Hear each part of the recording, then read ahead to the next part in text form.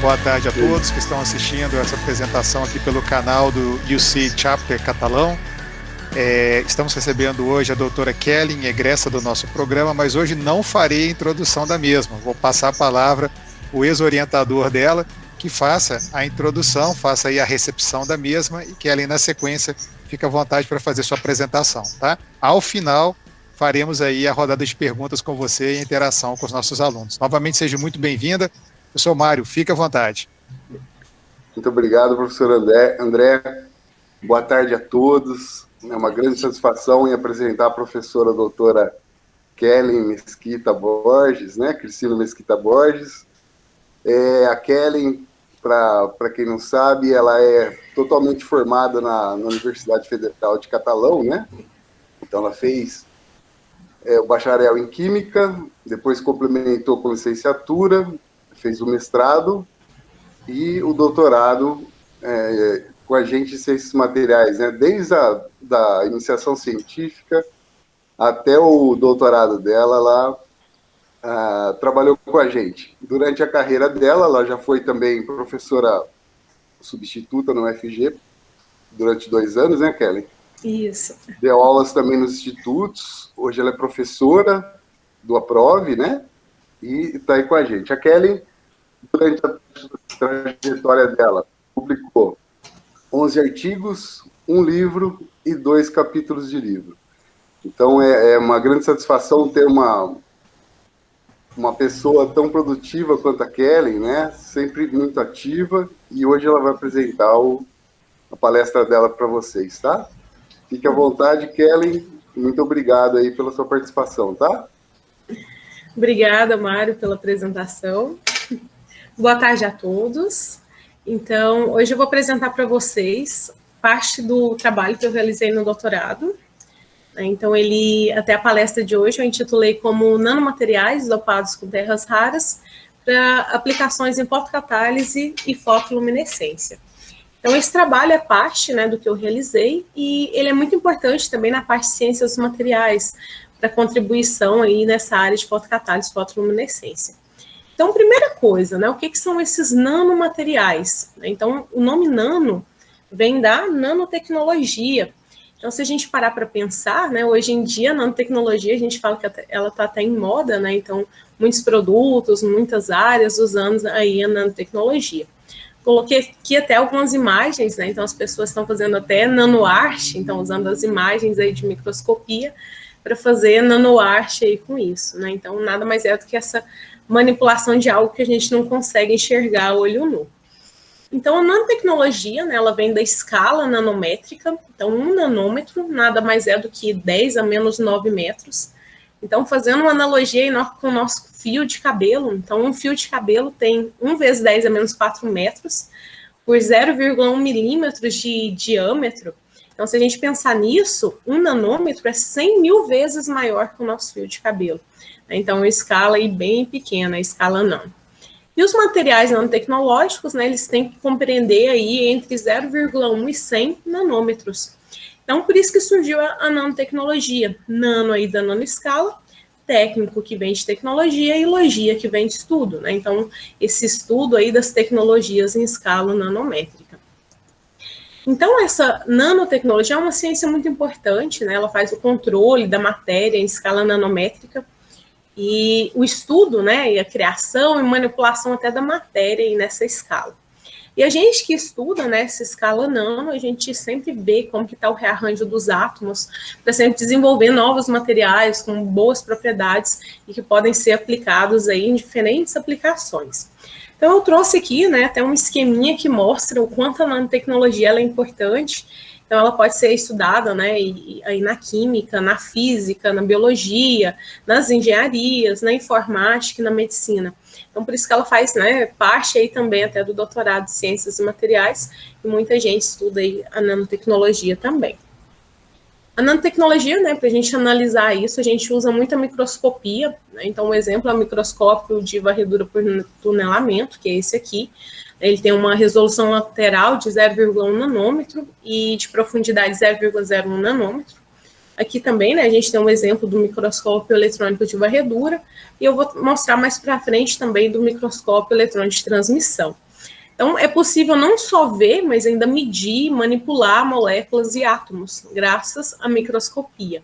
Então, aqui, né, a gente consegue, por exemplo, ver essa moléculazinha, né?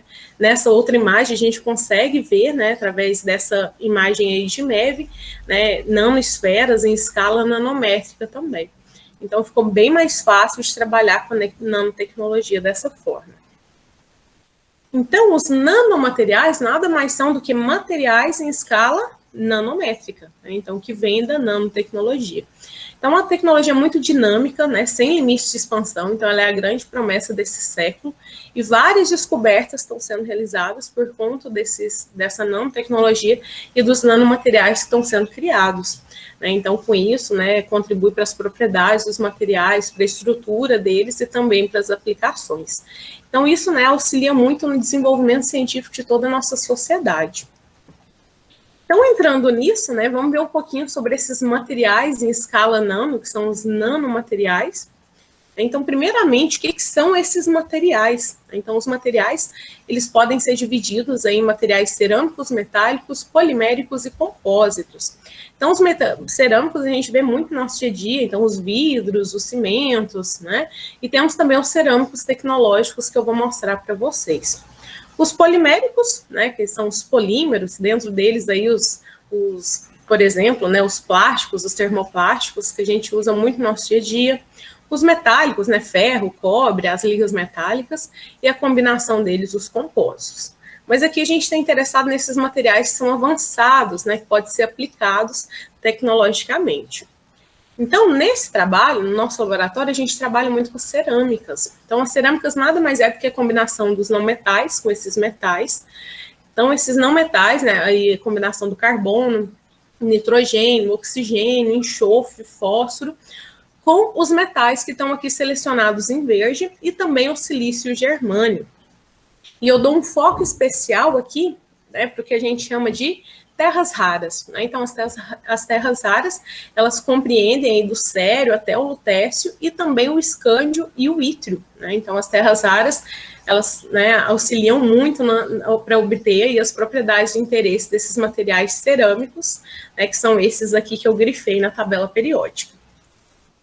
Então, o que são essas terras raras? Né? Como eu disse, né, são os lantanídeos da tabela periódica, que vai do lantânio até o lutécio, incluindo também o escândio e o ítrio. Então, esses são os elementos que a gente chama de terras raras. E essa é a distribuição eletrônica dela, né? Então, ela tem uma grande abrangência de aplicações, né? E ela confere aos materiais propriedades excelentes, né? Que é o que vai dar essas propriedades tecnológicas, né? E o que fornece, né, grandes aplicações aí também no tecnológica também. Feito isso, então, né, esses materiais cerâmicos que a gente tanto estuda e pesquisa, a gente precisa sempre estudar o quê? As propriedades deles. Então, quais são as propriedades importantes desses materiais? Para controlar essas propriedades, a gente precisa, né, estudar esses 4 pontos. Então, o primeiro é o método de síntese. Então, qual que é a melhor forma de sintetizar o material? Qual que é o melhor método, o método a ser escolhido? Então, cada método pode conferir aí propriedades diferentes para o material.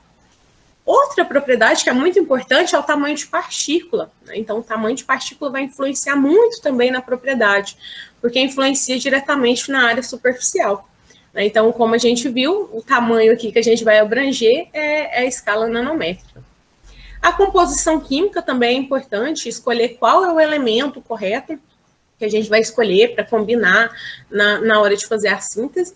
E a morfologia, que é a forma, né? Será que é uma esfera? Será que é um cubo, um bastão, um tubo, né? Uma fita? Então, é a morfologia do material que influencia diretamente também nas propriedades e, consequentemente, as propriedades vão influenciar nas aplicações. Eu vou falar um pouquinho para vocês sobre esses métodos de síntese. Eu escolhi 2 métodos de síntese para falar para vocês. Existem vários outros que são utilizados, tá? O primeiro método é o método dos precursores poliméricos. Ele é bastante usado na área de materiais. E ele nada mais é, né, do que a combinação aí do ácido cítrico com sais precursores. Então, a gente faz o citrato. Então, por exemplo, aqui, né, nessa rota aqui de síntese, né, combinando o bário, o gadolínio e a terra rara sério. Então, é feito o citrato de sério, citrato de bário, citrato de gadolínio, aí, que é a combinação dos sais com ácido cítrico. Após isso, é colocado etileno glicol para ocorrer aí a polimerização, e em seguida é feito o aquecimento, geralmente até 300 graus Celsius, para quê? Para obter o puff, que é um material amorfo, totalmente, né, desordenado. Desse puff, desse material amorfo, a gente faz a calcinação, faz o tratamento térmico, né, até obter o material de interesse, que é o material cristalino, com a fase de interesse. Então, aqui, por exemplo, né, nesse material foi obtido o cerato de bário dopado, né, aí com gadolínio, né, que é outra terra rara também. Até foi esse aqui meu trabalho do mestrado, né, em que a gente estudou um pouquinho sobre esses materiais para ser aplicado como eletrólitos em células a combustíveis. Então, essa é uma forma de sintetizar, de combinar os elementos e, no final, obter o material cristalino com a fase de interesse. Outra forma, né, que a gente usa bastante aqui também no nosso laboratório é a síntese por coprecipitação. Nessa síntese, é possível preparar soluções homogêneas dos precursores, né, e essas soluções são feitas a partir da dissolução desses sais precursores em solução aquosa. Então, a gente faz a solução deles. Depois disso, a gente consegue o quê? Controlar o pH, né? Então, mistura eles e controla o pH, adicionando algum ácido ou alguma base, né? Então, a gente coloca um agente mineralizante, né, para conseguir precipitar. Então, por isso que chama a síntese por coprecipitação. O material de interesse vai ser um material precipitado. Então, é possível formar o composto através dessa precipitação estequiométrica, e ainda nesse método é possível lavar a solução, remover todas as impurezas. Então, é um método, né, bastante simples e que fornece aí o material de interesse, né, de uma forma, né, bem facilitada. Então, resumindo ele, né, a gente prepara a solução do cátion, do ânion, coloca aqui um agente mineralizador, um ácido, uma base, controla o pH, precipita. Esse precipitado, então, é filtrado e calcinado, né, colocado aí na múfla e controlado a temperatura, caso precise. Uma outra forma, né, que a gente trabalha bastante é o processamento, né? Então, em cima dessa síntese de coprecipitação, a gente consegue fazer um processamento, controlar aí a temperatura, a pressão, usando diferentes métodos. Na literatura, eles usam muito, né, o processamento por hidrotermal convencional, que é o que é mostrado aqui, né? Então, um reator em que é possível controlar a temperatura, a pressão. Então, se vocês olharem, são vários artigos, né, que são publicados, e geralmente, o que é que se faz? Né? Se faz a síntese, mistura aí as soluções. Quando precipita, esse precipitado é colocado no reator. E aqui, se vocês olharem, né, geralmente eles variam em uma temperatura de 160 a 180 graus Celsius, né, por um tempo de 24 horas, 12 horas, e aí depende do artigo, né. Nesse método de processamento, o aquecimento se dá de fora para dentro, né, então é um método muito utilizado também, né, que ajuda a melhorar a cristalinidade também. A gente aqui em Catalão, a gente usa muito processamento por esse equipamento. Então, ele é um reator hidrotérmico acoplado a um forno de micro-ondas. Então, é um forno de micro-ondas doméstico mesmo, que a gente usa em casa. E eles acoplaram, né, um reator de hidrotermal. Então, o que é a vantagem dele? Além de controlar a pressão, a temperatura, ainda é possível inserir radiação micro-ondas, né? Isso vai ajudar muito na cristalinidade, na obtenção da morfologia desejada, né? Então, aqui o aquecimento se dá de dentro para fora, por conta da radiação micro-ondas que está sendo adicionada. E olha que interessante, lembra que eu mostrei aqui alguns artigos, como sintetizar o tungstato de zinco? Eles levavam 24 horas, né, 12 horas para sintetizar, alguns menos, mas tinha que calcinar depois. Com o hidrotermal assistido por micro-ondas, né, a gente conseguiu sintetizar esse mesmo material a 140 graus Celsius por 1 hora. Então, reduziu bastante o tempo, né, e a temperatura de síntese, em comparação com os artigos que foram publicados na literatura, né. Então, mostra que esse é um método de processamento muito interessante, né, para obter o material de interesse com a morfologia adequada, tá? Então, só recapitulando, a gente usa esse método de processamento após essa etapa de precipitação, né. Depois, da mesma forma, a gente filtra, lava e obtém o material. Trouxe algumas aplicações, né, desses nanomateriais, então onde pode ser utilizado esses nanomateriais, né? Então, trouxe alguns que são bem interessantes. Então, por exemplo, na parte eletrônica, para produção de chips de memória, então chips de memória para celular, para computador, então utiliza muito esses materiais cerâmicos e semicondutores. Na nanomedicina também, né, para detectar de forma mais rápida as doenças, para poder também transportar fármacos. Então, tem vários estudos em que eles estão, né, fazendo nanomateriais, em que a morfologia é uma esfera oca e no interior eles colocam medicamentos para transportar, né, até alguma célula que precisa de tratamento. Outro exemplo, né, são as línguas eletrônicas. Essa, inclusive, é uma patente brasileira da Embrapa, lá de São Carlos, que é o que está mostrado aqui nessa terceira imagem. É uma língua eletrônica que é muito usada para detectar sabor de vinho, de café, né, para determinar se tem algum contaminante. Então, antigamente, eles utilizavam as pessoas para provar, né? Hoje em dia não precisa mais. Então, graças à ciência dos materiais, já existem essas línguas eletrônicas. Um outro exemplo que eu acho que todo mundo já deve ter ouvido, né? Então, eles falam muito dos protetores solares com nanotecnologia. Então, isso nada mais é do que nanomateriais que são colocados nos protetores solares. Então, um exemplo é o óxido de titânio, que é muito colocado. E eles refletem o quê? Os raios ultravioletas, né? Então, é a presença aqui desses nanomateriais já nos cosméticos, tá? Então, mostrando que essas aplicações já estão muito no nosso dia a dia também. Uma outra aplicação que é muito interessante, que vai ser muito usada no futuro, né, são essas energias alternativas, como, por exemplo, as células a combustíveis. Então, eu até trabalhei com isso no mestrado, é uma área também muito interessante, e é o quê? É uma fonte limpa de geração de energia. Então, por exemplo, a célula combustível. Eu trouxe o esqueminha dela aqui nessa primeira imagem. Então, a célula combustível, ela pode usar hidrogênio como combustível. Nela vai ter o quê? O anodo, o catodo e o eletrólito. O hidrogênio, ele entra pelo anodo, né, e libera 2H+, mais 2 elétrons. Os elétrons passam por um dispositivo, os H+, passa pelo eletrólito e chega até o catodo, né? No catodo, ocorre a reação com oxigênio, né, com 2H+, os 2 elétrons, e ainda libera água.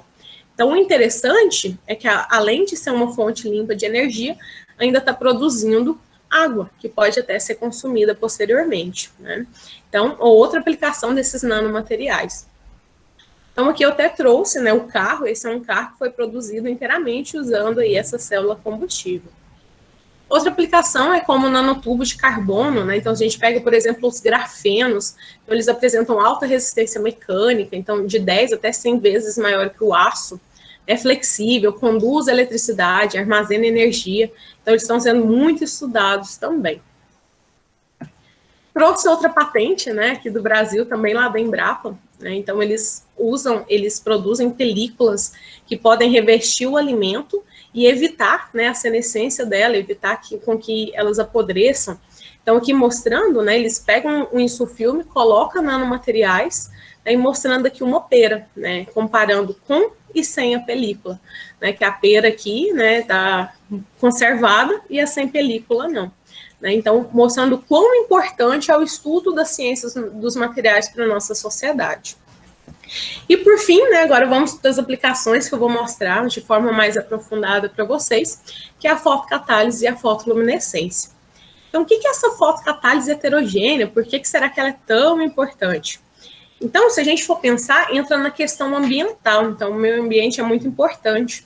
Então, aqui eu trouxe 2 reportagens mostrando a contaminação de rios aqui do Brasil, né, por contaminação aí de empresas. Então, aqui, por exemplo, em Barra Nova, né, teve a contaminação do rio, né, por conta aí da tinta, né, eles eliminaram aí rejeitos de tinta no rio. Nessa segunda reportagem, né, mostra uma empresa têxtil lá de Joinville, que contaminou, né, foi uma indústria têxtil que contaminou o rio também. Todos os 2 casos é contaminação por conta de corante, né, em que causa vários danos, né, para a fauna, para a flora e também para nós humanos, né, que precisamos consumir a água. Então, a importância de tratar esses rejeitos de forma adequada antes de eliminar de volta na natureza. Então, por conta disso que surgiu aí essa fotocatálise heterogênea. Né? Então, o que é isso? A fotocatálise heterogênea, ela faz parte desses processos oxidativos avançados, que a gente chama de POAs, né? Então, nela ocorrem reações heterogêneas. Então, são reações. E por que heterogêneas? É porque é necessário usar um catalisador, e esse catalisador, ele vai estar no estado físico diferente do rejeito que vai ser tratado. Então, geralmente, o catalisador é um óxido, um metal, e a gente aqui estuda, né, usar os catalisadores como, né, os nanomateriais. Então, esses nanomateriais que eu mostrei para vocês, né, que podem ser sintetizados de várias formas, eles podem aqui ser usados, né, para agir como catalisador nessas reações heterogêneas e produzir radicais hidroxilas que vão degradar esses rejeitos orgânicos, que muitas vezes são produzidos até pelas indústrias. E o foto aqui do nome é que a gente precisa o quê? Irradiar, né? Então é necessário alguma fonte de energia para ter irradiação, seja ela ultravioleta ou visível, né? Então, no caso, até o sol pode ser uma fonte de irradiação de energia. Então, essa fonte de energia vai interagir, né, no nível eletrônico do catalisador, vai produzir esses radicais que vão interagir com o rejeito e degradar o rejeito, né? Então, a gente vai ter produtos degradados que depois vão poder, né, ser eliminados na natureza. Então, feito isso, né, esses catalisadores, eles precisam ser o quê? Semicondutores. Só relembrando o conceito com vocês, a gente tem o quê? Né, que os materiais semicondutores, entre a banda de valência e a banda de condução, a gente vai ter um band gap intermediário em relação aos condutores, aos isolantes. Então, nos semicondutores, esse valor de band gap vai ter que ter um valor até 4 eletronvolts. Tá? Então, para ele ser considerado um semicondutor e poder ser usado como catalisador. Então, vou mostrar esse esqueminha. Como que acontece, né? Então, na fotocatálise heterogênea, precisa o quê? Ter a irradiação.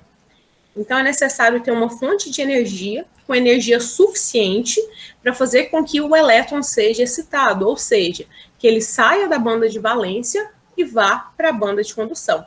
Então, se essa energia, por exemplo, radiação ultravioleta, tiver energia suficiente, o elétron, né, vai sair da banda de valência e vai para a banda de condução. Essas espécies aqui, né, elas são muito reativas, então a carga fotogerada, que a gente chama de elétron buraco, né, e elas vão fazer o quê? Elas vão migrar para a superfície do material. Quando elas migram para a superfície, ocorrem reações de oxirredução. Então, o buraco que ficou aqui na banda de valência, né, ele reage com a água, produzindo radical hidroxila, e o elétron reage com o oxigênio, produzindo esse radical oxigênio aqui. Esses radicais são super reativos, então eles conseguem interagir aí com o rejeito orgânico e conseguem degradar. Então, depois disso, né, o rejeito vai ser degradado e vai poder ser eliminado aí de forma adequada. Então, aqui algumas reações, né, que eu fui falando com vocês aí no passo a passo, né. Então, o tungstato de zinco, né, se receber energia suficiente, ele é ativado, então tem a fotoativação dele, gerando aí o elétron buraco. O buraco reage com a água e forma o radical hidroxilo, o elétron com oxigênio formando esse radical oxigênio, e esses radicais, por serem muito reativos, reagem aí com o rejeito, né, e aí depois tem o produto degradado.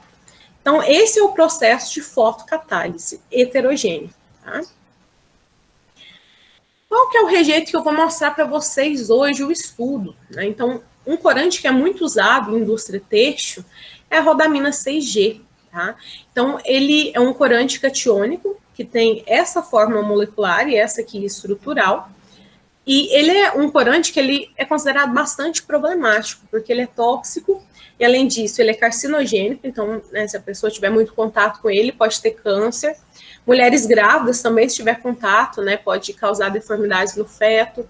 Além disso, pode causar várias alergias, dermatites, então, e além de causar vários danos também na natureza. Então, é um corante que ele é bem problemático, e além de tudo, é muito difícil de degradar ele. Tá? Então, ele é de difícil degradação. Então, esse é o corante, e essa aqui, né, esse é o espectro de absorção dele. Então, a maior banda de absorção dele aqui é na região do visível, numa região de 527 nanômetros. Então, por isso que ele tem essa coloração. Como Como que faz o procedimento de fotocatálise? Então, no laboratório a gente faz dessa maneira. Inicialmente a gente pega o nanomaterial, que vai ser o catalisador, prepara uma solução dele, usa uma ponteira de ultrassom, né, para sonicar, para dispersar ele de forma mais fácil, e em seguida, né, coloca ele aí junto com o rejeito que vai ser degradado. Por exemplo, aí uma solução de rodamina 6G. Mistura isso, coloca dentro da caixa de reator, que é essa caixa aqui mostrada na imagem. Nessa caixa, se vocês observarem, tem um becker, e nesse becker ele tem tipo um circuito aqui de refrigeração, né? Então passa um fluxo de água ao redor dele, para manter sempre a temperatura constante. Tá? Aqui também tem uma lâmpada ultravioleta, né? É ela que vai servir como fonte de irradiação para ativar o catalisador. Além disso, aqui tem uma parte para a gente ir coletando alíquotas, né? E aqui um agitador, para sempre, né, ir homogeneizando essa mistura. É como mostrado aqui nessa imagem. Então, aqui tem a caixa, a lâmpada ultravioleta, o recipiente, onde a gente vai colocar a mistura do catalisador com o rejeito. Aqui tem um fluxo de água que fica passando ao redor, né, e aqui para agitar. Quando faz a reação de fotocatálise, a gente tem que fechar a caixa, né, para garantir com que fique iluminado lá no interior. Além de fazer a fotocatálise, aí eu não falei, aqui no final, sempre de 15 em 15 minutos, a gente vai retirando alíquotas e vai analisando isso, né, no espectrofotômetro do ultravioleta visível, para poder verificar se está diminuindo aqui, né, essa banda de absorção da rodamina 6G, por exemplo, né, para ver se realmente os produtos estão sendo degradados. Após isso, outra coisa que a gente pode fazer é o reuso do fotocatalisador. Então, se vocês lembrarem da aula de química, o catalisador ele serve para acelerar a reação e ele não é consumido na reação. Portanto, após a fotocatálise, a gente consegue recuperar o catalisador e usar ele novamente em uma outra fotocatálise. Então, o legal é isso, né, que a gente pode sempre ir reutilizando ele. Então, para fazer o reuso, após a fotocatálise, precipita o fotocatalisador, né, então depois de precipitado ele é seco e a gente tem ele novamente. Esse catalisador, então, pode ser utilizado em uma nova fotocatálise. E é muito importante fazer isso para ver se realmente está continuando a eficiência dele, a degradação dele. Se ele realmente está conseguindo degradar, né, os rejeitos de forma eficiente. Trouxe aqui alguns dados, né, como eu disse para vocês, é muito difícil de degradar a rodamina 6G. Então, tem alguns dados na literatura de estudos que tentam ver, né, qual que é a eficiência de degradação. Então, aqui, por exemplo, o óxido de cálcio. A degradação dele, né, o uso dele para a degradação da rodamina 6G, né, foi de somente 49%, com um tempo de irradiação de 270 minutos. O óxido titânico, o pessoal gosta muito de usar, né, ele conseguiu degradar 90,14% da rodamina 6G, mas precisou de um tempo de irradiação de 180 minutos. O óxido de zinco conseguiu degradar 90%, mas foi necessário um tempo muito alto, de 390 minutos de irradiação de ultravioleta. Então, realmente é muito difícil degradar esse corante. Outra aplicação que eu vou falar para vocês, né, é a parte de fotoluminescência. Ela é uma aplicação que é muito usada em dispositivos eletrônicos, como televisores, computadores, celulares. Né? Então, a gente vê muito isso nas lâmpadas de LED, né, nessas faixas reflexivas, em casas inteligentes, né, que usam muito a luminescência. Então, o que é a luminescência? É a emissão de luz em decorrência aí da excitação do elétron, né, após absorver aí uma determinada radiação. Na fotoluminescência, o que vai acontecer? Vai ter excitação do elétron, né, e quando retorna para o estado de mais baixa energia, então quando o elétron retorna da banda de condução para a banda de valência, vai ter emissão do fóton, então, como mostrado aqui nessa figurinha. Então tem excitação eletrônica, né, e depois na volta tem a emissão aí do fóton. Então, pus aqui um processo para mostrar como que ocorre a fotoluminescência para vocês. Né? Então, por exemplo, continuando no tungstato de zinco, que é o que eu vou falar mais para frente para vocês. Então, inicialmente, tem que ter um comprimento de onda e de excitação. Então, aqui usando um laser de 298 nanômetros, o elétron vai sair da banda de valência, vai para a banda de condução. Ao retornar, ele emite numa região de 490 nanômetros, ou seja, vai ter uma emissão da luz azul. Né? Então, isso aqui poderia ser usado, por exemplo, né, em dispositivos que precisam emitir luz azul. Se usar uma terra rara, por exemplo, o európio, né, esse aqui ele consegue transferir energia para a terra rara, ocorrendo o processo de sensibilização, e aí é possível ver diferentes, né, transições com diferentes fotoemissões. Então, só a condição da terra rara já consegue emitir aqui do vermelho até o amarelo. Então, é possível ver diferentes transições aqui eletrônicas. Então, isso aqui é um dispositivo que poderia ser usado em fósforos vermelhos, por exemplo. Então, entrando agora na parte de resultados com vocês, né? Então, eu trouxe alguns resultados sobre isso, né, da pesquisa que eu realizei no doutorado. Então, a gente fez alguns nanomateriais dopados com essas terras raras para aplicar tanto na fotocatálise, para degradar a rodamina CG, que é aquele corante que eu falei que é difícil de ser degradado, e também para fotoluminescência, para verificar, né, se esses materiais têm atividade fotoluminescente, podem ser aplicados, por exemplo, em materiais tecnológicos.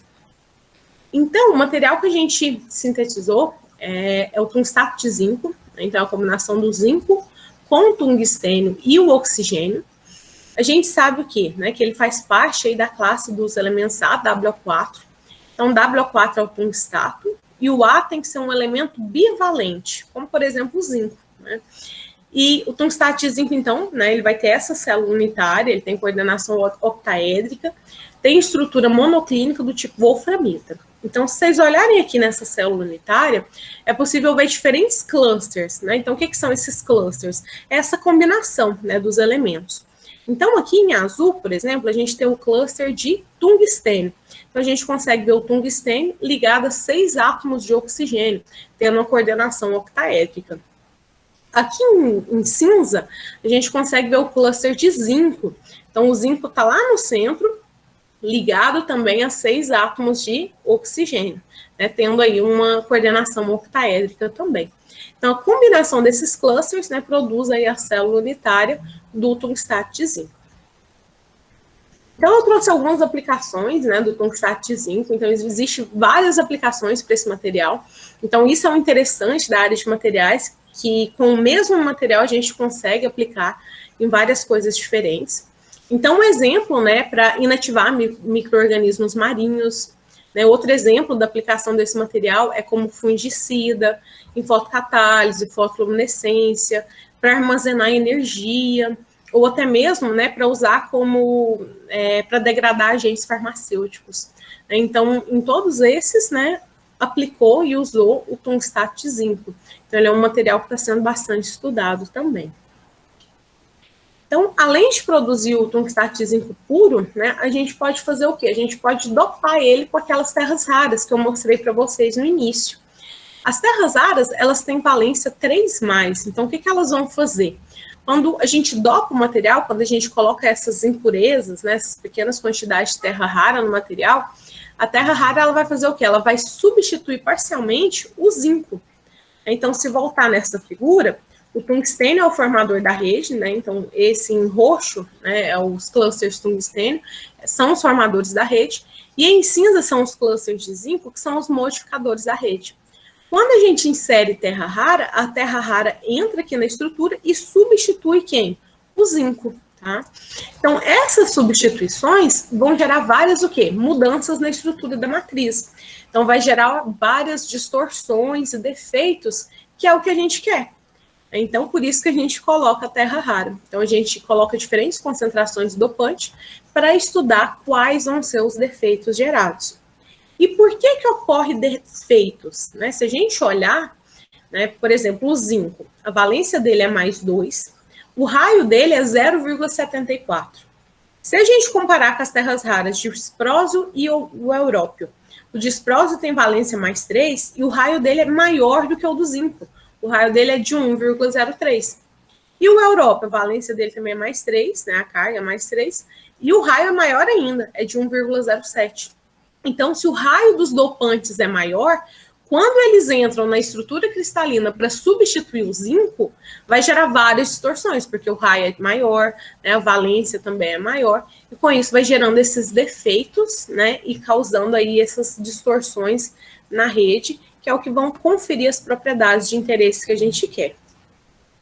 Então, os objetivos, né, do trabalho que eu vou mostrar para vocês foi sintetizar esse tungstat zinco puro, dopar também com as terras raras, né, com a concentração de 0,5%, 1% e 2%, pelo método de coprecipitação, que eu mostrei para vocês, e processamento por hidrotermal assistido por micro-ondas. Caracterizar tanto estruturalmente, quanto opticamente e morfologicamente, e além disso, aplicar tanto em fotoluminescência quanto em fotocatálise. Então, como que a gente sintetizou isso? Né? Então, foi por aquele método de coprecipitação que eu mostrei para vocês. Então, inicialmente, a gente prepara as soluções dos precursores. Então, aqui a solução de tungstat de sódio, né, com uma concentração de 0,1 mol por litro, e outra solução de nitrato de zinco, com a mesma concentração. Em seguida, mistura as duas, né, e adiciona aqui o agente mineralizante, que é o hidróxido de sódio, né, até um pH 8. E aí a gente vai ver que forma que é uma suspensão branca. Essa suspensão é colocada, então, naquele reator, né, de hidrotermal, assistido por micro-ondas, a uma temperatura de 140 graus Celsius por 1 hora. Depois isso aqui é lavado, é retirado todas as impurezas, centrifugado, e o precipitado é que é o material de interesse, que é o tungstat de zinco. Depois disso a gente seca a 80 graus Celsius numa estufa e o material está pronto. Né? Então, aqui ocorrem essas reações aqui. E para dopagem, como que faz? Da mesma forma. A diferença é que aqui no início, a gente coloca o dopante juntamente com o modificador da rede, que é o nitrato de zinco, né? No caso, o zinco. Então, essa é a única diferença. Depois continua a síntese da mesma forma. A diferença é que no final, né, o dopante vai ter entrado na rede e substituído aí o zinco, que é o modificador da rede. Então, o que é o esquema, né, do procedimento experimental que eu vou mostrar para vocês? Né? Então, inicialmente foi feita a síntese desses materiais, a caracterização, né, estrutural, morfológica e óptica. Então, estrutural por difração de raio-x, rama e infravermelho, óptica por ultravioleta visível, né, e também a partir das medidas elétricas, e morfológica pela microscopia eletrônica de transmissão. E aplicado em fotoluminescência e em fotocatálise. Então, primeiramente, a gente quis descobrir se realmente a gente tinha produzido o material de interesse, né, o nanomaterial, que é o tungstat de zinco. Então, inicialmente, a gente tentou fazer ele sem o processamento, sem colocar aqui no hidrotermal, pulando essa etapa. Então, se vocês observarem, não obteve a fase de interesse, a gente vê umas bandas largas, né? Então a gente percebe que esse material está amorfo, ele não tem cristalinidade, né? Não tem ordenação. Então, realmente é necessário usar o hidrotermal assistido por micro-ondas nessa temperatura de 140 graus Celsius por 1 hora. Então, se vocês olharem aqui, né, a gente tem os difratogramas do material puro e dopado com 0,5%, 1% e 2% de disprósio. Comparando com a ficha cristalográfica, que é essa aqui, né, então eu até coloquei em vermelho os picos dela, a gente consegue ver que todos os picos dessa ficha estão presentes. Então, isso mostra que a fase de interesse foi obtida. Então, realmente, a gente obteve o tungstat de zinco, né, com a fase monoclínica do tipo wolframita. Então, realmente, a gente obteve essa célula unitária dele, né, essa estrutura que era desejada. Além disso, o que a gente percebe olhando, né? À medida que foi aumentando a concentração de dopante, é possível ver um alargamento nos picos, né? Então, isso pode ser explicado por conta de todos aqueles defeitos e distorções que o dopante está causando quando substitui o zinco, né? Outra questão, aqui com 2% de disprose, é possível ver que os picos aqui entre 40 e 50 graus sumiram, né? Por quê? Porque com as distorções, com os defeitos, alguns, né, planos cristalográficos podem ter sumido mesmo. Mas, né, aqui a gente percebe, né, que a fase foi obtida, não é possível ver nenhum pico adicional, mostrando que realmente a fase de interesse foi obtida e que o dopante, ele entrou aí na rede cristalina e substituiu o zinco. Para a Europa, né, a mesma coisa, né, os picos alargaram aí também, com a presença de dopante. E um outro comportamento que é interessante de ver, né, mas olhando aqui, né, com a delimitação de 10 a 70 graus no eixo X, é difícil observar. Então, o que eu fiz? Eu delimitei aqui somente da região do pico de 100%, que é essa figura aqui. Então, se a gente pegar da região de 26 a 33, focando somente no pico de 100%, com o índice de Miller 111, a gente consegue ver que os picos estão sendo sutilmente deslocados para a esquerda, tá? Isso mostra que realmente o dopante entrou na rede cristalina e substituiu o zinco, né? Então, é uma forma de comprovar. Então, peguei esses valores e pus em uma tabela para ficar mais fácil de vocês visualizarem. Então, com o tungstado de zinco puro, a gente tem aqui um valor de 2θ, que é o eixo X, de 30,52 graus.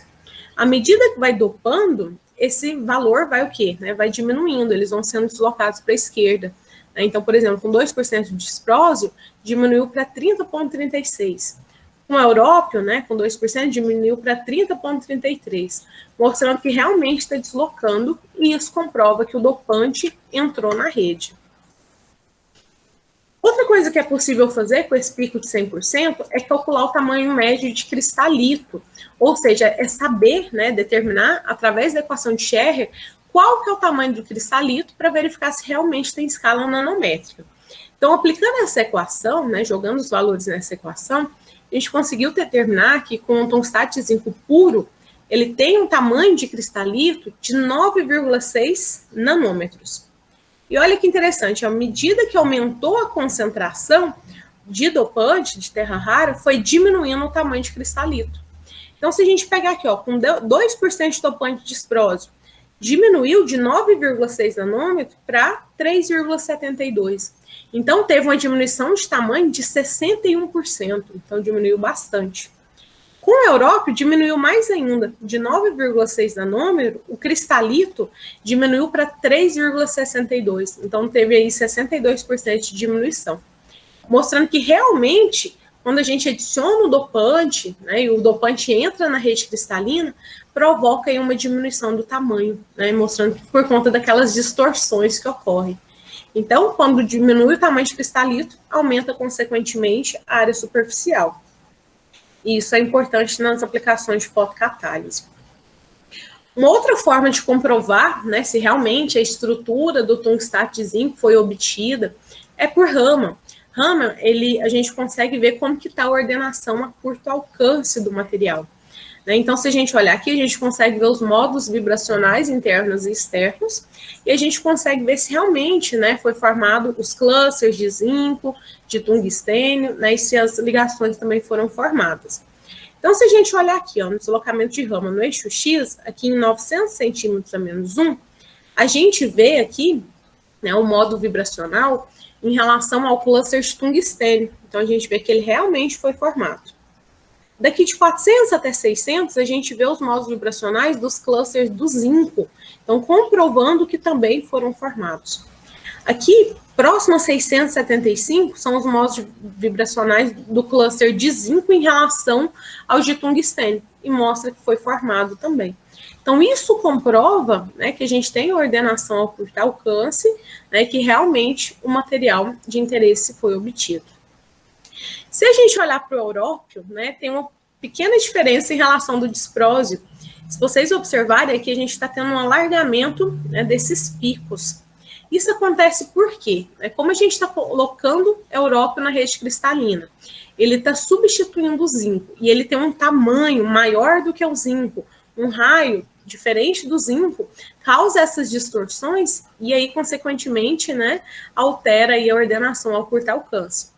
Porém, aqui, todos os picos são observados, só teve um alargamento deles, mostrando que realmente a adição de dopante causa distorções na rede cristalina.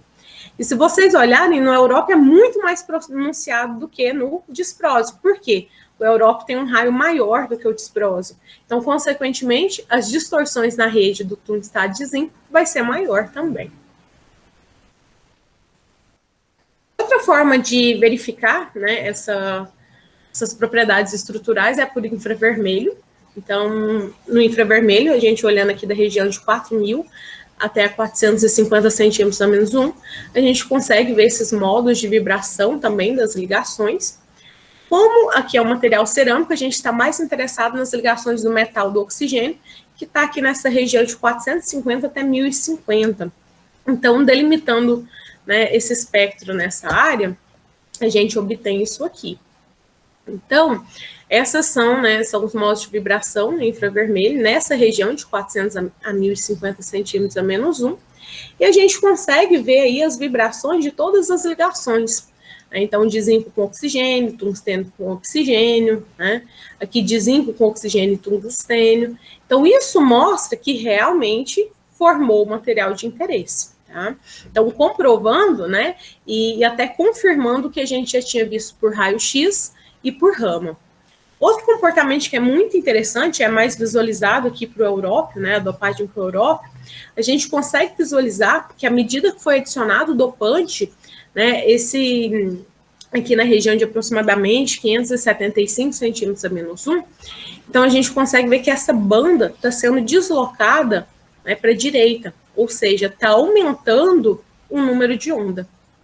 Então, relembrando aí alguns conceitos que já foram vistos aí por vocês, né, a gente sabe que a variação de energia é igual a Hν, né, então é igual a constante de Planck vezes a frequência. E frequência é a mesma coisa que a velocidade da luz vezes o número de onda. Então, a gente sabe que a frequência é diretamente proporcional ao número de onda e, né, a frequência é diretamente proporcional à energia. Portanto, a energia vai ser diretamente proporcional ao número de onda. Então, o que a gente tira disso aqui? À medida que aumenta o número de onda, está aumentando o que também? A energia. Então, pegando esses valores aqui desse espectro e colocando numa tabela, a gente tinha aqui que o material puro, o número de onda era 523 centímetros a menos 1. À medida que dopou com o disprósio, foi aumentando o número de onda e com o európio também. Então, isso mostra que se aumentou o número de onda, aumentou a energia disso aí, né? Então, a energia vibracional, que está relacionada ao quê? Com os defeitos vibracionais. Então, por infravermelho, a gente comprova também que a inserção do dopante causa o quê? Defeitos, distorções na rede cristalina. Tá? Então, é uma outra forma de comprovar também. A morfologia foi visualizada por MET, que é a microscopia eletrônica de transmissão. Então, aqui, se a gente olhar, né, nessas micrografias, a gente consegue ver aqui, por exemplo, o tungstato de zinco puro, a gente visualiza esses nanobastões. Então, se a gente olhar, só tem nanobastão aqui, e eles estão com tamanho uniforme, entre 30 e 40 nanômetros, ou seja, estão em escala nanométrica. E aqui em B é a imagem de alta resolução. Então, se fizer, né, a aproximação disso aí, a gente consegue, né, calcular a distância interplanar e descobrir, né, que o crescimento aqui está sendo preferencial, né, na direção do plano 021.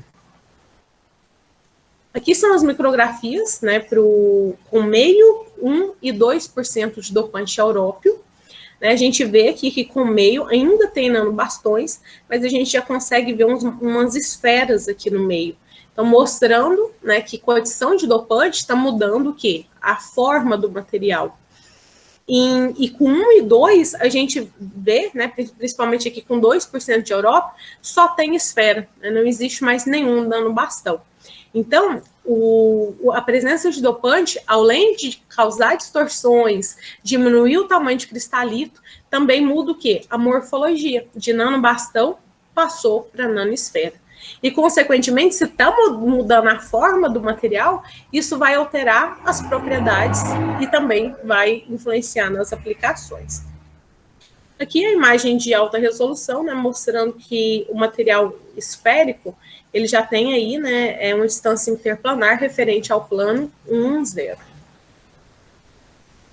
Fiz aqui a distribuição do tamanho das partículas, né, mostrando que com material puro, né, o tamanho deles concentrado principalmente entre 30 e 40 nanômetros, e à medida que foi adicionando dopantes, é possível ver o quê?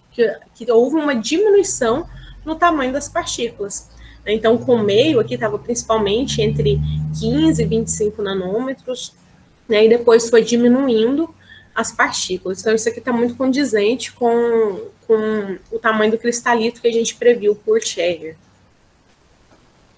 Aqui as imagens com disprose, né, a dopagem com disprose, tem o mesmo comportamento que a dopagem com o európio, né, então com material puro, somente nanobastões, e à medida que foi adicionando dopante, né, a gente vê que começa a ter o quê? As esferas, né, então houve uma diminuição no tamanho da partícula e mudou a morfologia de nanobastões para nanoesferas. Aqui a distribuição do tamanho da partícula, da mesma forma, né, foi tendo a diminuição do tamanho por conta das distorções aí na rede cristalina que o dopante causa. Passando aí agora, né, para as análises ópticas, que são extremamente importantes. Então, fazendo aí, né, análise pelo espectro de absorção no ultravioleta visível, a gente consegue determinar em qual região que esses nanomateriais eles absorvem. Então, se a gente olhar aqui, a banda de absorção está na região do visível. Então, eles absorvem no visível, e por isso que lá na fotocatálise a gente usa uma lâmpada ultravioleta, porque ele está absorvendo aqui no ultravioleta. Né? Acho que eu tinha falado errado. Ele absorve no ultravioleta. Então, por isso que a gente usa uma lâmpada ultravioleta, né, que é a região que ele absorve do espectro. E usando, né, a equação de Woodstock, a gente consegue determinar qual que é o valor de band gap. Então, se a gente observar aqui, para todos os materiais, o band gap está menor do que 4 eletronvolts. Ou seja, todos esses, né, que a gente fez, tanto para o puro, quanto dopado com disprose e európio, eles são semicondutores. Uma outra análise que a gente fez foi por Mott-Shot, que então ela é uma medida elétrica. É uma análise bem interessante, que a partir dela a gente consegue prever qual que é o valor da banda de condução, da banda de valência, né, e fazer esse diagrama esquemático da amostra. Então, nela, o que é feito? Né? Pela inclinação, a gente consegue determinar o tipo de semicondutor. Então, se a gente olhar aqui, a gente tem uma inclinação positiva. Então, esse semicondutor, ele é do tipo N, ou seja, né, vai ter aí excesso de cargas negativas. Além disso, interceptando isso aqui no eixo X, e o valor que a gente obtém, a gente consegue determinar o valor de potencial de banda plana. Tá? Então, pela interseção aqui no eixo X, a gente conseguiu determinar todos esses valores, que é o potencial de banda plana. Né? Então, é um potencial no ponto de carga zero, em que vai ter excesso de carga. O que a gente sabe? Se o semicondutor é do tipo N, né, para determinar o valor da banda de condução, a gente pega esse potencial de banda plana, subtrai 0,2 eletronvolts, e aí a gente consegue determinar o valor da banda de condução. Então, a partir disso, a gente determinou o potencial né, da banda de condução para todos os materiais. Somando o valor da banda de condução com o valor de band gap, é possível determinar a banda de valência. E aí foi possível determinar, né, também a banda de valência para todos eles e fazer esse diagrama esquemático aí, né, que dá o valor certinho, né, da estrutura de banda para cada material. Por que isso é importante? Né, a gente vai aplicar isso em fotocatálise. Então, na fotocatálise, as reações de oxirredução são muito importantes. E a gente sabe o quê? Quanto maior o valor de banda de valência, maior vai ser o poder oxidante. Então, consequentemente, né, vai auxiliar aí, né, para bons resultados de fotocatálise. Então, se a gente olhar aqui, para o material puro com meio e com 1% de disprosio, foram os que tiveram maior banda de valência. Né? Então, consequentemente, o poder oxidante deles vai ser melhor, né? E com isso vão ser materiais aí com melhores resultados de fotocatálise. Foi feita a mesma coisa, né, com a dopagem para o európio, né, da mesma forma, determinou aqui a estrutura de banda, e da mesma forma a gente já consegue prever, só por essa análise, como que serão os resultados de fotocatálise. Então, aqui para o material puro e com 0,5% de európio, são os que tiveram, né, maior valor de banda de valência, então a gente já prevê que eles vão ter melhor resultado de fotocatálise também. Então, entrando aí nas aplicações, né, então uma aplicação que eu falei para vocês que é muito importante, né, nessa parte tecnológica é a fotoluminescência. Então, aqui, né, nessa figura 29, é possível ver o quê? O espectro de fotoluminescência. Se a gente olhar aqui em verde, a gente tem quem? A gente tem a fotoemissão do tungstate de zinco puro. Então, se a gente olhar, ele está emitindo aqui numa região próxima a 490 nanômetros. Então, isso mostra que ele emite, né, no azul. Então, se a gente olhar aqui nessa imagem que eu já tinha mostrado para vocês, vai ter o elétron na banda de valência. Se fornecer energia, então, nesse caso, o comprimento de onda de excitação é em 298 nanômetros. Então, ao fornecer energia suficiente, o elétron vai para a banda de condução. Ao retornar, ele libera luz, né, nesse caso, na região do visível. Então, o tungstate zinco puro, né, emite aí na região do azul, né, como visualizado aqui no espectro. Se estiver dopado, o que vai acontecer? Isso aqui vai transferir energia para o dopante. Né? Então, o elétron absorve, vai para a banda de condução, e essa energia é transferida para o dopante. Aqui, então, vai ter essas transições, né? Então, 584, 595, 618, 657 e 704 nanômetros. São exatamente esses picos que a gente consegue ver no espectro, né? Que são essas transições que estão ocorrendo aqui. Então, em cada pico desse, a gente consegue ver uma fotoemissão em uma região diferente, né, aqui do visível. Então, aqui vai ter uma fotoemissão, né, se a gente olhar aqui, no amarelo, no laranja e no vermelho. Tá? Então, esse material, ele emite luz nessas diferentes regiões e, consequentemente, pode ser aplicados, né, para emitir luz em LEDs, né, em dispositivos eletrônicos.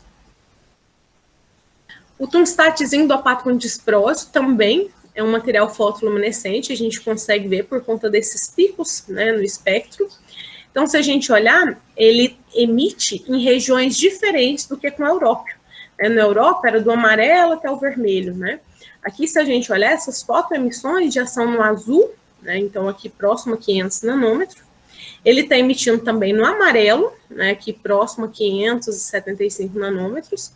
E ele emite também no vermelho. Tá? Então, a gente consegue ver diferentes fotoemissões, né, do tungstatezinho dopado com disprósio. E, portanto, ele também pode ser usado como material fotoluminescente nesses dispositivos eletrônicos. Agora, finalizando, né, e uma outra aplicação, né, que eu falei que eu ia falar para vocês, que é a fotocatálise heterogênea, né, que eu mostrei o quanto é importante estudar ela para degradar esses rejeitos orgânicos, né, corantes, para impedir que eles sejam descartados de forma inadequada na natureza.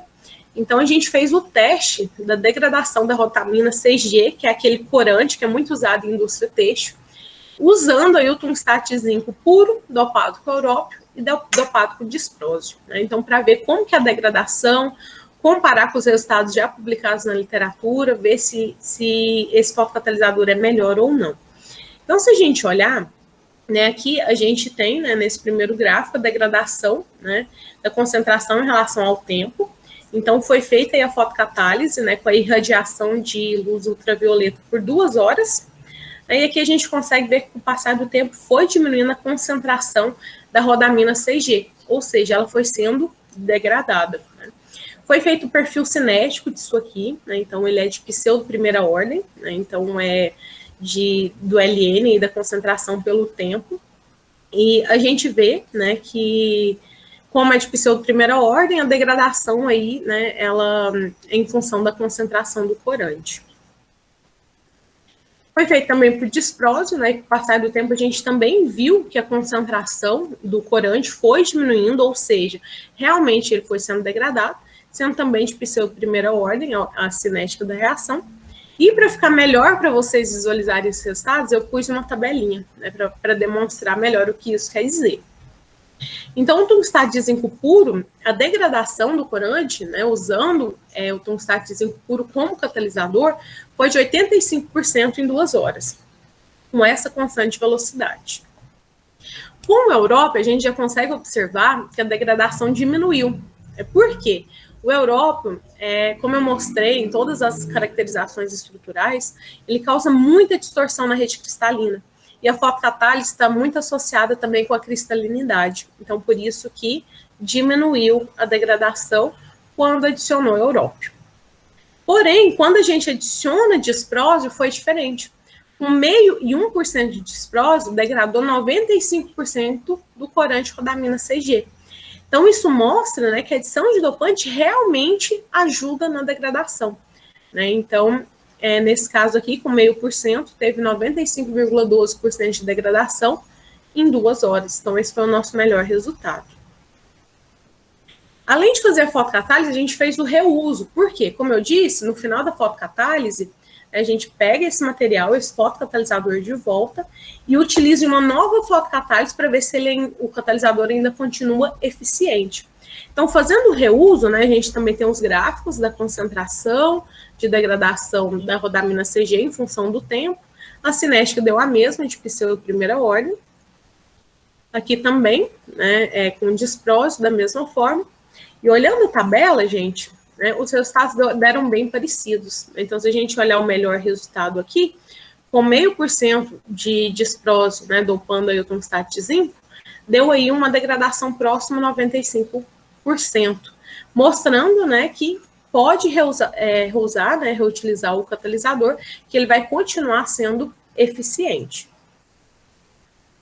Então, para finalizar, né, comparando, né, esses resultados, né, esses materiais meus que foram sintetizados, com os da literatura, né? Então, a gente viu que o tungstat de zinco dopado com 0,5% de disprose foi o que teve o melhor resultado. Então, degradou 95% da rodamina CG num tempo de 120 minutos. Comparando com os dados da literatura, o óxido de titânio, né, que tinha sido o melhor resultado, 90% de degradação, precisou de 180 minutos de irradiação de luz ultravioleta. Ou seja, precisou de mais tempo, né, e querendo ou não, né, se tiver um gasto energético, já é um custo adicional. Com óxido de cálcio, né, precisou de um tempo muito superior e de óxido de zinco também. Portanto, né, o resultado que foi obtido no trabalho foi muito superior àquele relatado na literatura. Então, mostra que o tungstat de zinco dopado com disprose é um ótimo fotocatalisador, né, e pode ser usado aí para degradar o corante rodamina CG. Então, como conclusão, né, é muito importante sintetizar esses materiais, esses novos materiais que apresentam várias aplicações, né, e, além disso, foi obtida a fase de interesse em escala nanométrica. A gente viu que a inserção de dopante causa várias distorções na rede, né, e, além disso, né, muda a morfologia de nanobastão para nanosfera. O bandgap foi dos semicondutores, né, e a gente viu que teve uma satisfatória degradação, foi até superior que o da literatura, né, e esse material também é fotoluminescente, ele pode ser usado aí nesses dispositivos eletrônicos. Então, para finalizar, eu gostaria de mostrar para vocês o grupo de pesquisa ao qual eu faço parte. Então, aqui o Mário, meu orientador, a Rosana, minha co-orientadora, a professora Rita e Maria Fernanda, que sempre auxiliam bastante também, fazem parte do laboratório, e todo o restante, né, do pessoal que faz parte do grupo de pesquisa. Né? Então, aqui a gente faz parte do LMN, que é o Laboratório Multidisciplinar de Nanomateriais, né? Então, aqui da UFCAT, tá? Muito obrigada a todos, né? Então, quem depois quiser entrar em contato, se quiser conversar sobre algum resultado, falar sobre a pesquisa, podem me mandar e-mail, tá? E aqui algumas referências que eu utilizei. Obrigada a todos. Muito obrigado, Kellen, pela excelente apresentação. A gente abre agora, então, para a sessão de perguntas. Tá? Quem quiser fazer alguma pergunta, os professores também, tá? Professor Petro, professor Mário, fiquem à vontade. Kellen, já aproveitando que você é nossa egressa, você podia contar um pouquinho para os novos estudantes como que foi sua passagem aqui pelo PG7? Conta para a gente. Claro.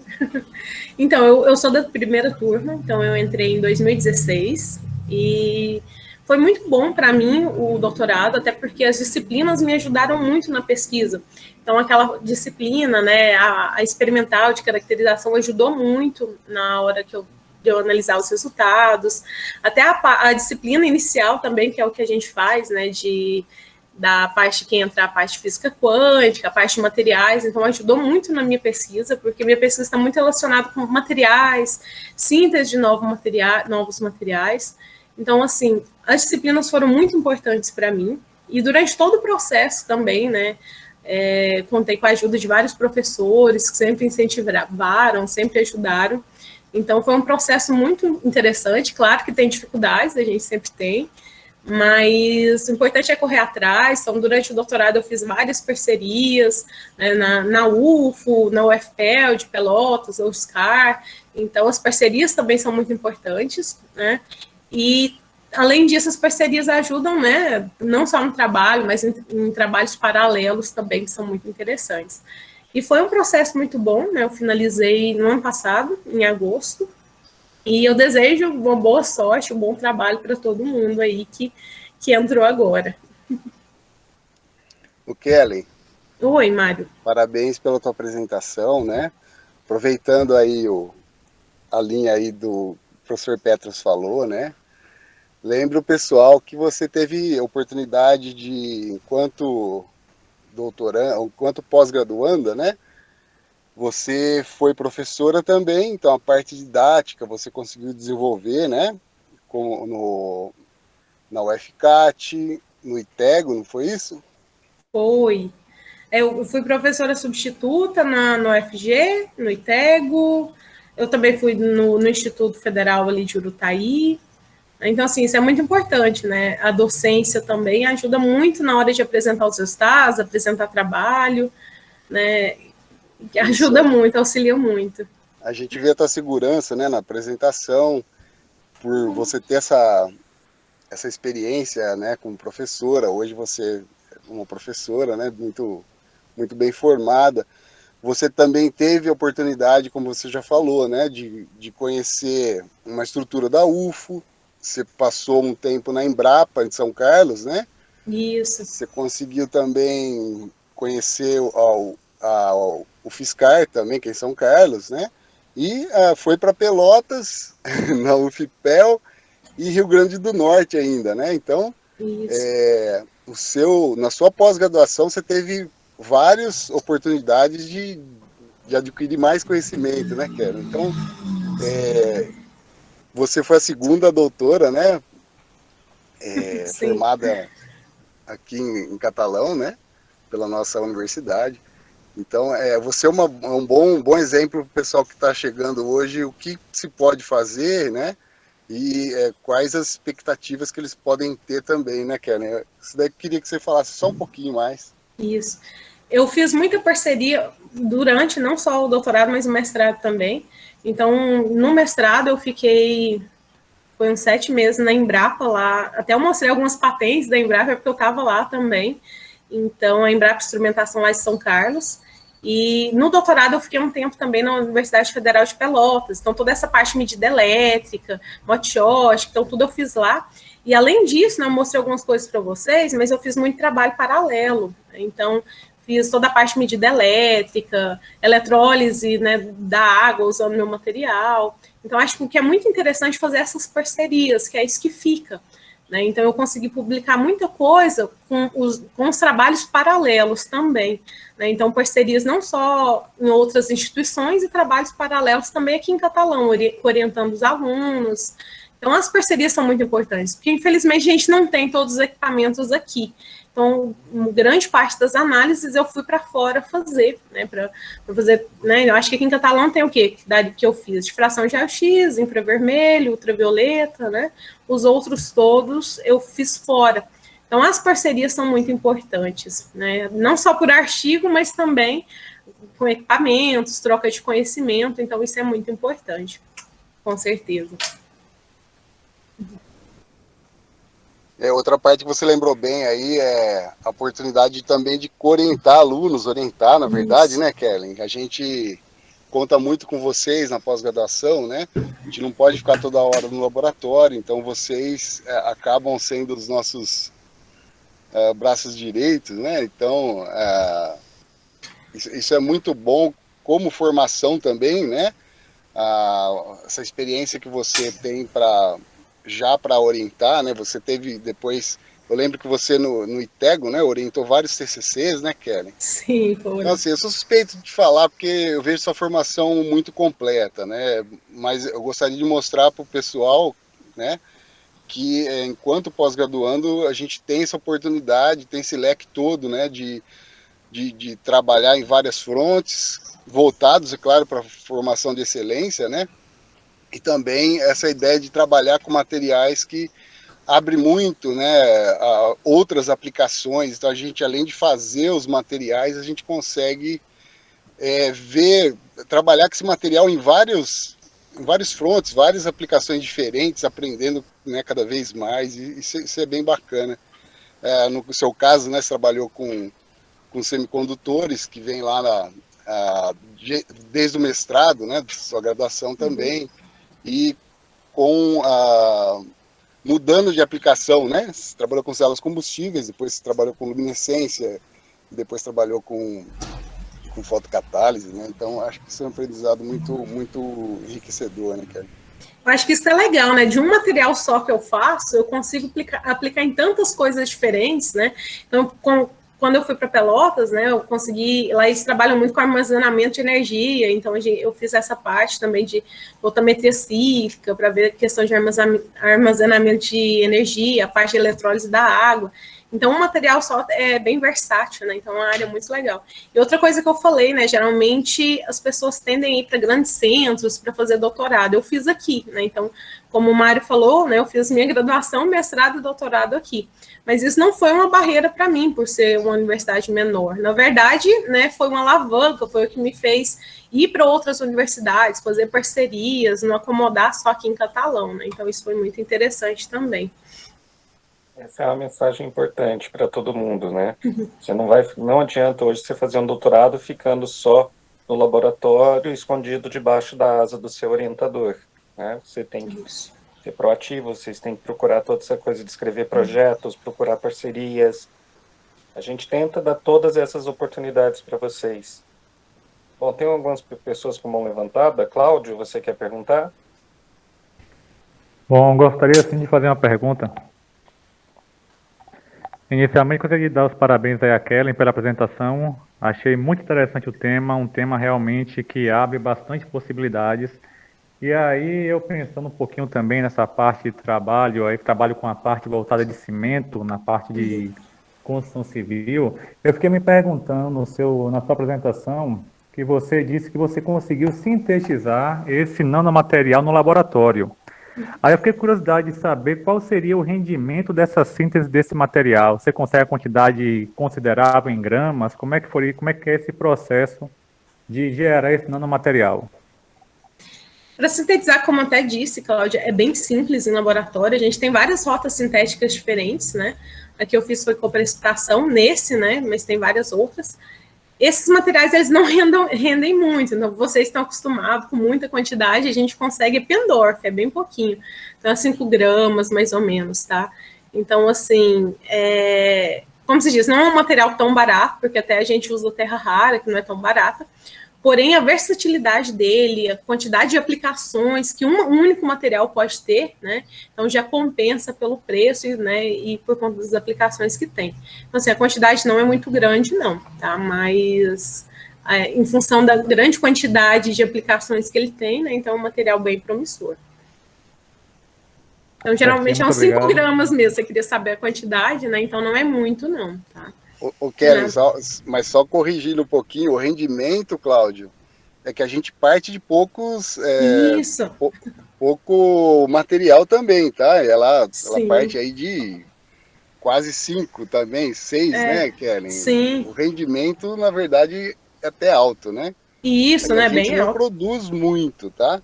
Não é essa a ideia nossa de produção em grande escala, mas ela sim ela é viável, né, Kelly? Isso mesmo. Então, assim, a produção é pequena porque quando a gente faz toda a caracterização, todas as aplicações, não gasta muito, né? Mas a gente parte de pouco e produz pouco, né? Então, o rendimento é bem próximo a uns 90%, acredito. É bem viável, sim. Não entendi, é ótimo, muito obrigado. É De só nada. uma... Professor Petro, desculpa, pode falar? Não, só que eu achei que você tinha terminado, pode terminar. Não, só para poder também tirar a curiosidade, o custo também relativo a isso estaria mais ligado ao material, no caso da terra rara, que é um valor agregado talvez não. Se fosse material talvez mais simples, poderia sintetizar e ter um custo mais barato, possivelmente. Isso, a terra rara tem um custo mais elevado, porém, não sei se você reparou, é 0,5%, 1%, então é bem pouquinho que é colocado, viu? Então o custo não fica tão alto, porque 0,5%, você vê, o melhor resultado foi com um startzinho dopado com 0,5%. Então é uma quantidade bem pequenininha que vai e já dá excelentes resultados. Então não sei se você viu, por exemplo, o óxido de titânio. É um material mais barato, mas a degradação dele não foi tão boa, né? As propriedades fotoluminescentes nem se comparam quando tem uma terra rara, né? Então, o custo é um pouco maior, mas as aplicações, né, são bem melhores. Ok, muito obrigado. De nada. Hilton, você também está com a mão levantada? Estou sim, professor. Kellen, primeiro, parabenizar pela apresentação, foi muito boa. É a segunda que eu assisto sobre esse tema, né?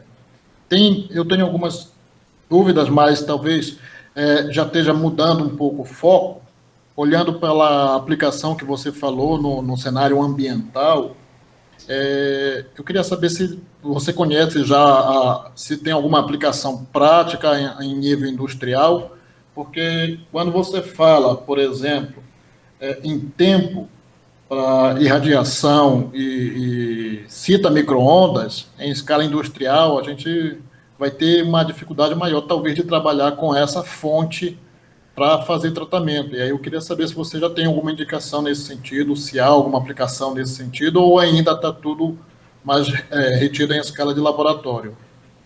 Então, Neilton, o micro-ondas é usado para fazer a síntese, né? Para aplicar em fotocatálise, basta ter fonte de luz, né? Então, por exemplo, já tem, eu esqueci o nome da universidade, mas já tem universidades que eles já estão fazendo em maior escala, que usa, por exemplo, uma piscina, né, para fazer o teste. Então, uma forma é usar um fotocatalisador que ele absorve, por exemplo, no visível. Então, você poderia usar a luz solar, tá? Você colocaria o catalisador com a própria luz do sol, já ia ocorrer a reação, né, e aí já ia degradar o produto. Um outro trabalho que a gente trabalha, até aqui em Catalão, até o professor Mário orienta também, é usar fotocatalisadores, né, que você pode usar um ímã, né, para retirar, depois extrair de forma mais fácil esse catalisador de um rio, de um reservatório, por exemplo, né. Então, seria uma outra forma de aplicar. Esses estudos, claro, né, pesquisa básica, a gente está fazendo pesquisa, né? No Brasil não tem em escala industrial isso, mas já na Europa, né, eles já estão usando formas bem mais avançadas de fazer degradação, fazer fotodegradação desses corantes. No Brasil é mais experimental mesmo, tá? Mas a gente já tem estudos, já tem lugares que usa reservatório para fazer isso de forma maior, né? Ok. E Kellen, tem uma outra dúvida com relação à capacidade regenerativa do cristalino.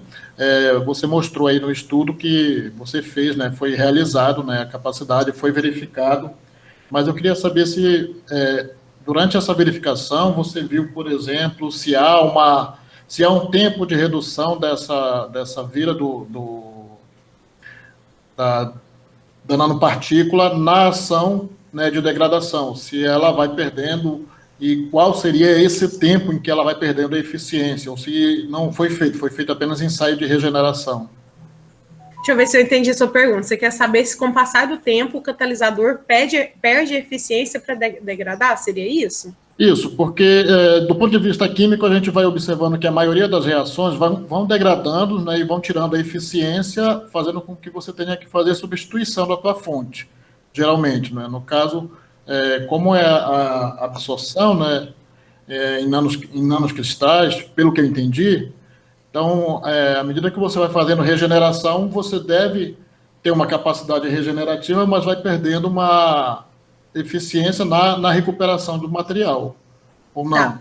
Então, é assim, ó, quando a gente faz a fotocatálise, eu consigo depois precipitar isso, né, e reutilizar esse material. Porque imagina, se eu sempre tivesse que usar um novo, seria um custo mais elevado.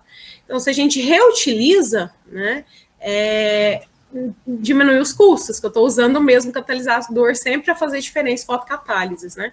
Então, eu fiz o teste, eu fiz 3 reusos, foi o máximo de teste que eu fiz, e em todos eles, a eficiência de degradação continuou praticamente o mesmo. Por quê? Porque, partindo aí da teoria da química, né, o catalisador, ele é o quê? Ele participa da reação, porém, né, no final ele está lá, né, ele não é consumido na reação.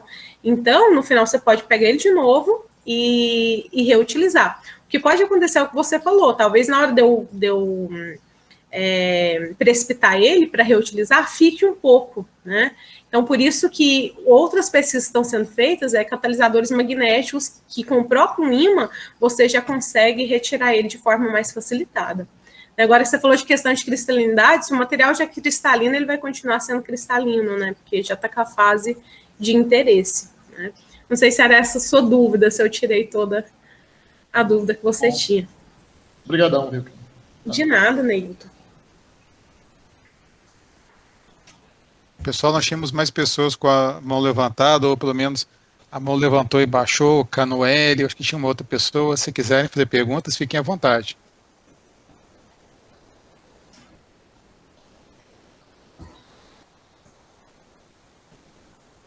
Professor André, Alcione. Oi, Kellen, tudo bem? Olá, tudo jóia, e você? Bem também. Boa tarde a todos. Eu queria parabenizar, na verdade. Obrigada. Como seu orientador, né? Acho que não é mais, né? Já foi seu orientador, colocou, a gente percebe essa tranquilidade na sua fala, a gente vê bem o domínio do conteúdo e também a questão da comunicação. Acredito que a experiência com a docência ajuda. E outra coisa que me sentiu muito bem na sua palestra, que me tranquilizou, que antes me assustava, porque eu sou matemática, né? Então, o que me tranquilizou foi ver essa questão, né, de ser abordado outro tema na... Peraí, só um minutinho que a mamãe está na palestra. Desculpa, gente. Sem problema. Aí, na segunda-feira, foi abordado, né? E muitos dos conceitos que eu pesquisei, que eu ouvi, que eu tive curiosidade, bateu, assim, então me tranquiliza bastante, já estou familiarizando com os conceitos. Muito interessante o estudo, muito relevante. A gente ressaltar essa questão também da gestão ambiental, né? Então, parabéns, viu? Muito interessante. Obrigada, Alcione. E assim, você até falou, bate um desespero. Então, assim, no doutorado vocês vão ver, às vezes vai bater um desespero em algumas etapas. Mas, assim, tentem resolver que vai dar certo, né? E até o fim vocês vão ver, vocês vão estar dominando tudo. E quando vê, já defenderam. Passa rápido, viu, gente? Quando vocês verem, já até terminou. E obrigada, viu? Gente, se não bater um desespero pelo menos uma vez por semestre, tem alguma coisa errada. Isso muito mesmo, Petros. Às vezes basta pensar, eu não vou dar conta disso, eu tenho que fazer tal caracterização, onde eu vou fazer, e bate o desespero, mas no fim dá certo. É só correr atrás. Eu acho que vale acrescentar que existe aquele desespero que é trazido pelo trabalho, pela situação do trabalho, e aquele desespero que é provocado por alguns docentes, por algumas disciplinas e coisa do tipo. Sim. Mas brincadeiras à parte, Kellen, eu queria te fazer uma pergunta também. Tá? Você citou e contextualizou a questão de ter feito um doutorado numa universidade pequena, mas eu queria te perguntar como é que foi a questão de acesso à infraestrutura necessária para o desenvolvimento do seu trabalho. Se você puder falar um pouquinho para a gente da sua jornada, agradeceria. Então, toda a parte de síntese eu consegui fazer tranquilamente aqui no FG, né? E até assim, a minha parte de síntese eu até publiquei, eu consegui resultados melhores do que os que já estavam na literatura. Então, eu consegui diminuir tempo, consegui diminuir temperatura. E então, assim, isso não é um empecilho, né? Então, toda essa parte de síntese até eu consegui resultados melhores do que trabalhos até internacionais. A parte de caracterização, infelizmente, aqui tem alguns que não tem, né? Então, para a minha área aqui, como eu disse, é só raio-x, infravermelho, ultravioleta. Então, e a fotocatálise também eu consigo fazer aqui, né? O restante eu tive que ir para fora, mas isso faz parte, até as parcerias são legais. Por exemplo, eu fiz uma catálise diferente, né, em parceria com o pessoal de Ouro Preto. Isso rendeu até há 2 semanas atrás, a gente conseguiu o resultado do artigo, rendeu para a gente um artigo A1, com um fator de impacto muito bom. Então, se não fosse a parceria com Ouro Preto, eu não teria, né, esses resultados e essa publicação. Então, são as parcerias que muitas vezes nos ajudam. E até eu converso, às vezes, com alguns colegas que estão, por exemplo, em universidades maiores, muitas vezes eles ficam só ali e esquecem de fazer parcerias em outros lugares. Isso é ruim, porque quando acabar o doutorado, depois você vai entrar num concurso, né, você vai passar em algum lugar, e talvez seja uma universidade pequena, você vai ter que se virar. Então, as parcerias são muito importantes e me renderam alguns artigos e várias, né, contribuições no meu trabalho também. Então, assim, na UFG não tem toda a estrutura da parte de caracterização, mas a gente corre atrás e consegue, né? Então, são as parcerias que a gente vai criando. Acho que era isso, né, André, que era a sua pergunta? Era assim, Kelly, muito obrigado, tá? De nada. Eu lhe perguntei isso porque, de uma maneira geral, todos os nossos alunos acabam tendo que sair da universidade, mas eu acho que tem que ficar claro para quem está chegando que isso é bom, que isso tem que ser visto como um estágio doutoral, que é o momento que você tem para se integrar a outros grupos que não somente o seu. Principalmente por quê? Porque as pessoas não vão ter nos seus laboratórios uma equipe de 5, 10 ou mais doutorandos. Normalmente, cada orientador tem ali um conjunto pequeno de orientados, porque requer muito do orientador. Então, quanto mais grupos vocês puderem visitar, colaborar, discutir com eles, dialogar, é importante. Vejam a trajetória também da Kelly no sentido de produção intelectual. Ela vira e fala, olha, aqui nós produzimos um artigo, ali nós produzimos outro. Isso é de suma importância, não só para os currículos dos autores envolvidos na pesquisa, mas para o programa, que também é avaliado por isso, né? Então, realmente, é muito importante que vocês vejam essas pessoas que estão vindo falar com vocês, a trajetória delas e como é que foi esse momento de se integrar a outros grupos, tá bom? Então, já comecem a imaginar que é salutar fazer esse tipo de mobilidade, tá bom?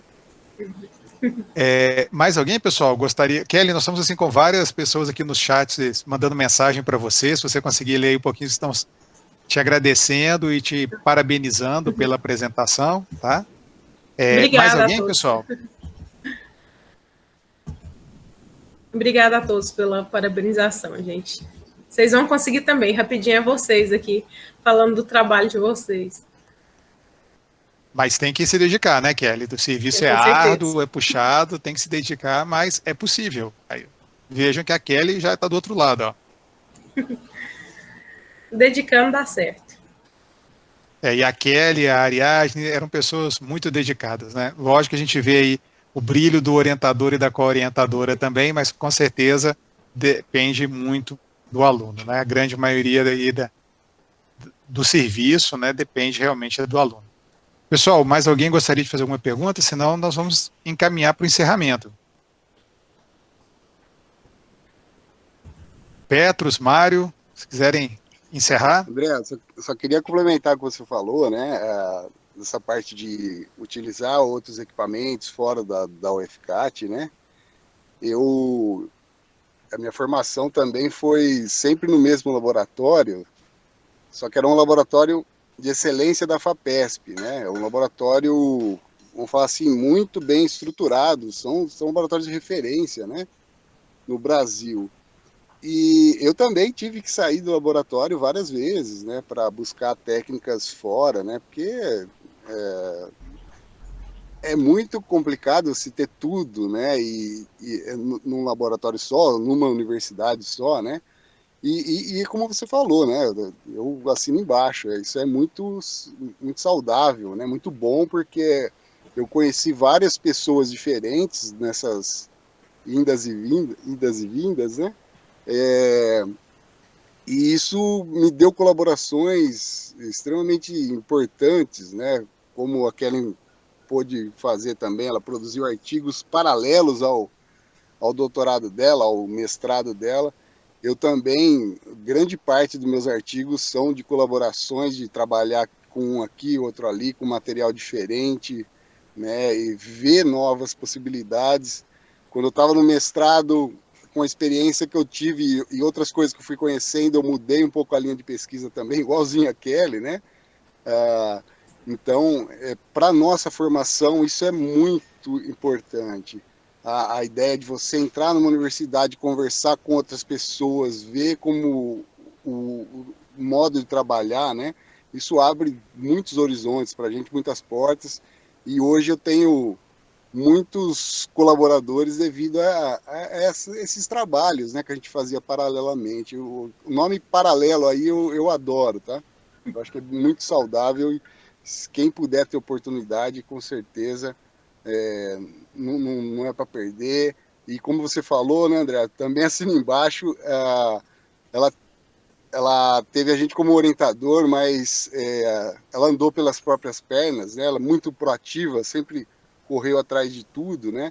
Sempre adiantou seu cronograma, que isso nos dá uma certa tranquilidade para a gente que é orientador, para ela que era orientada, né? Então, o planejamento é a chave do negócio, né? E a dedicação, com certeza, ela nos dá frutos lá no futuro, tá? Parabéns, Kellen. É muito bom te ver de novo.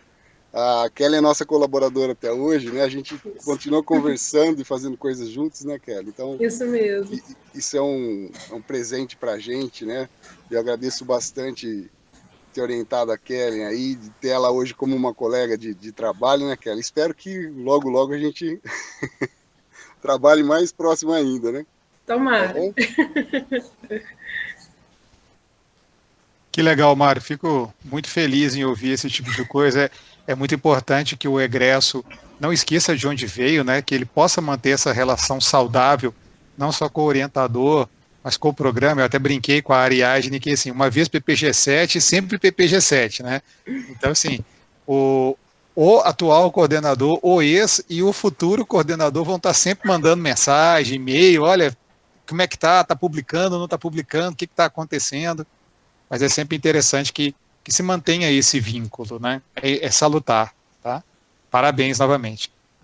Petrus, quer falar mais alguma coisa para a gente encerrar? Vou só lembrar, né, que eu sou, né, consultor da CAPES, da área de materiais, para essas aberturas de novos programas, tudo isso. Inclusive, essa questão de não se ter todos os equipamentos num programa é uma coisa absolutamente normal, né, para a área. A gente pode ir, eu já estive em Santa Catarina, você sabe que lá não tem isso, não tem aquilo, mas tem no lugar perto, dá para fazer. Isso é sempre previsto, né? A gente sabe que nenhum lugar vai ter todos os equipamentos, alguns equipamentos têm muito poucas universidades do Brasil, né? Então é normal vocês, quando precisam de equipamento, fazer uma medida diferente, irem para uma outra universidade, né? Irem para outro laboratório fazer. Né? A gente não tem microscopia aqui em Catalão, mas a gente tem a microscopia lá em Goiânia, a gente tem uma série de equipamentos na UFO, a gente tem bastante acesso em São Carlos, tanto na USP quanto na UFSCar. Então, dá para fazer bastante coisa, bastante trabalho experimental aqui, e o que não dá para fazer, a gente tem contato para ir para fora, é importante vocês irem, né? Conhecerem novos grupos.